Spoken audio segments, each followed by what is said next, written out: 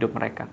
Problemnya adalah sekarang bukan lagi cuma masalah laki-laki yang selingkuh. Problemnya sekarang justru juga ada banyak perempuan yang selingkuh juga.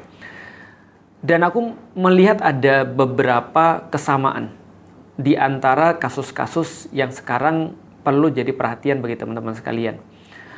Ini adalah kasus yang penting banget bagiku dan mungkin akan bisa nyelamatin teman-teman sekalian kalau misalnya yang mau nikah ataupun yang barusan nikah.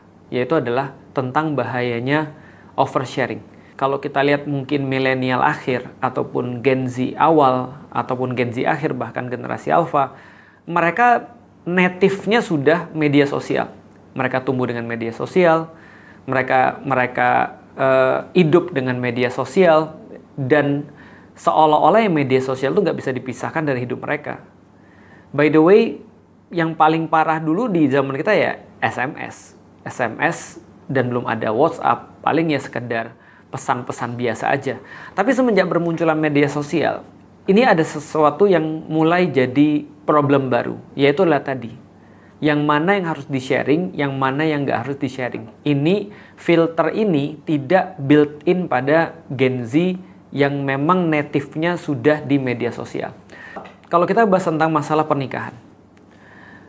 Pernikahan itu bagi aku secara pribadi, salah satu yang membuat pernikahan itu jadi aman adalah ketika kita tidak nge-share segala sesuatu kepada semua orang. Begitu itu kita share, misalnya ketika aku lagi sweet talk kepada Ummu Alila, ketika aku lagi godain Ummu Alila, ketika aku lagi misalnya ngeromantisin Ummu Alila misalnya, terus kemudian megang kamera nih kayak gini nih misalnya ya, terus aku pikir di dalam diriku, jangankan Ummu Alila ya, aku aja udah conflict of interest tuh, karena di kepalaku akan berpikir dua hal. Satu, Ummu Alila yang ada di depanku dan buat dia seneng.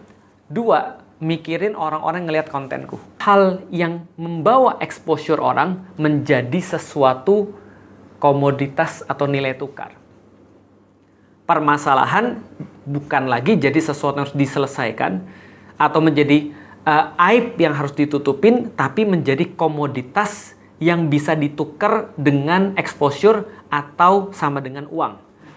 Ini problem nih menurutku. Karena kenapa? Karena sekarang kita lihat permasalahan tidak pernah datang daripada satu sisi.